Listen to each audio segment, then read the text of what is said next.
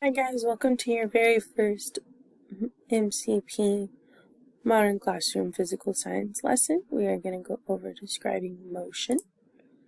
Alright, we have a focus question, so we will have our learning goal and a focus question for every single lesson. Our learning goal may stay the same throughout the entire module though. Our focus question changes. This one is, which factors describes the motion of an object? We also have some new vocabulary words. Hopefully these aren't brand new to you. Hopefully you've heard them before, at least the words. So there are motion, displacement, and speed. We'll go over what those mean throughout this presentation. We have one review word, and it is meter.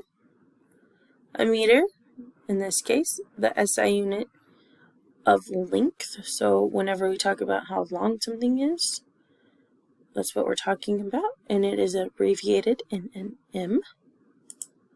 Alright, we're going to get into it now. So, motion and position. Motion, our very first word, is a change in an object's position relative to a reference point. A reference point is something you all choose. There's an example on the next slide that we'll get into. So you don't always need to see something move to know that it has moved. And a reference point is needed to determine the position of an object. How you describe an object's motion depends on the reference point chosen.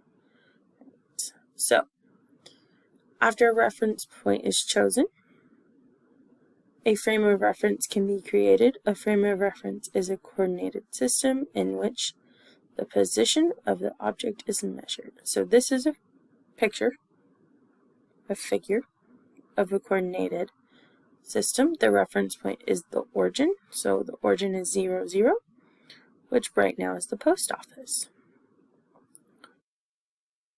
So to describe anything, so the bus has moved, or the mail truck, we'll do the mail truck, because I guess that's what goes to the post office.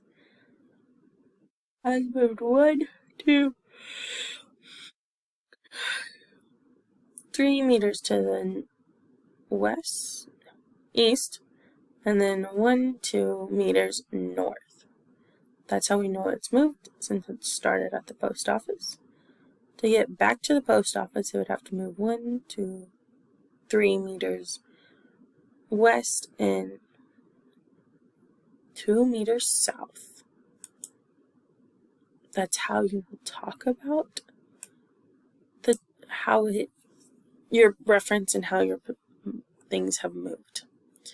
Alright, a change in the position, or a displacement, is the distance and direction of the object's change in position. So an object's displacement is not the same as the total distance the object has traveled. The displacement of the runner in the image is different from the total distance of the runner. So this runner has ran 50 plus 30, so 70 meters. But his displacement is truly only 20 meters because he's 20 meters from where he started. So you would subtract.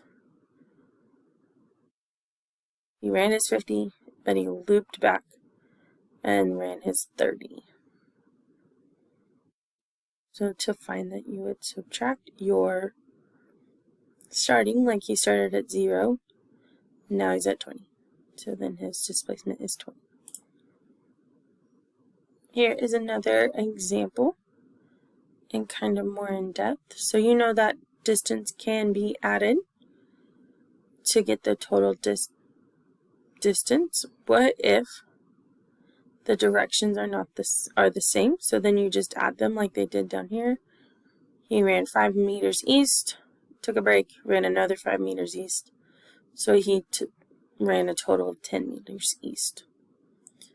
If two directions are exactly opposite, the distance can be subtracted, like this one. So at first he ran 10 meters east, and then he came back and ran 5 meters west. So his total displacement, or change in position, is 5 meters east. And then displacements that are not in the same or opposite directions cannot be directly added or subtracted.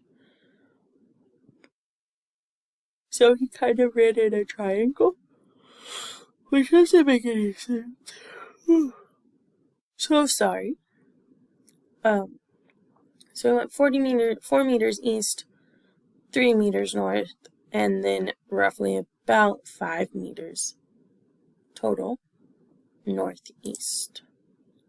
Alright, our last word is speed. Speed is the distance of an object traveled per unit of time. The SI unit for speed is in meters per second, or m/s.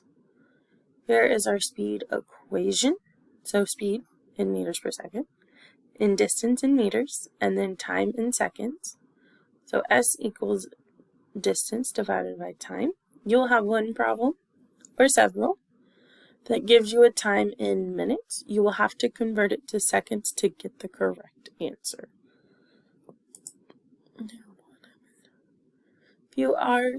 Speed. If you're traveling at a constant speed, you can calculate your speed by dividing any distant interval traveled by the time it took. So let's say I drove 10 miles for 10 minutes. So I would divide that and get 1. Or do 10 miles in 20 minutes. Divide that and I would get 2.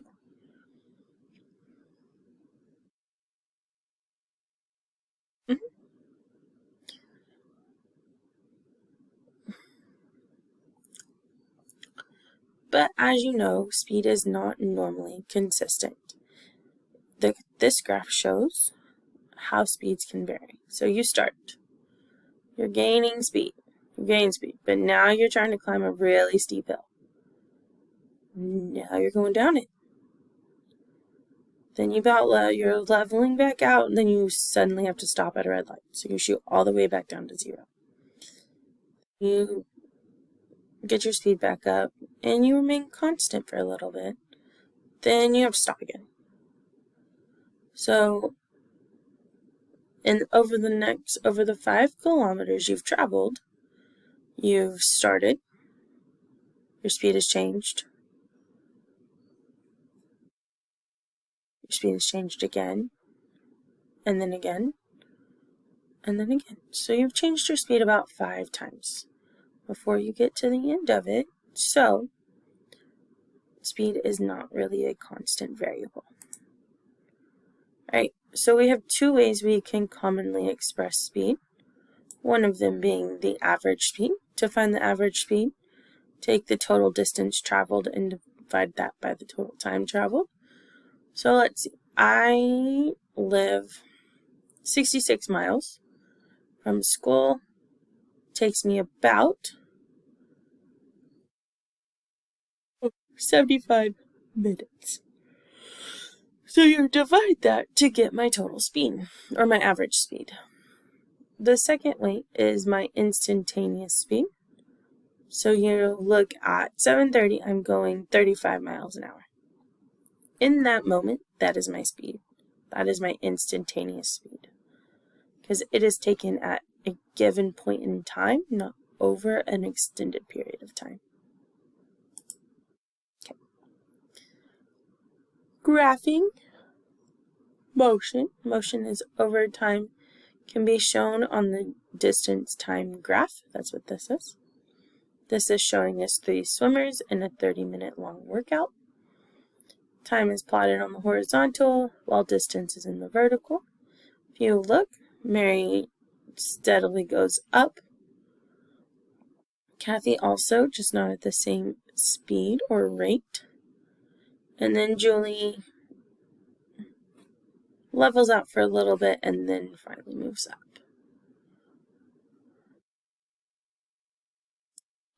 Alright, here's the same graph, just a shorter version. So, an object's speed is equal to the slope of the line on a distant time graph.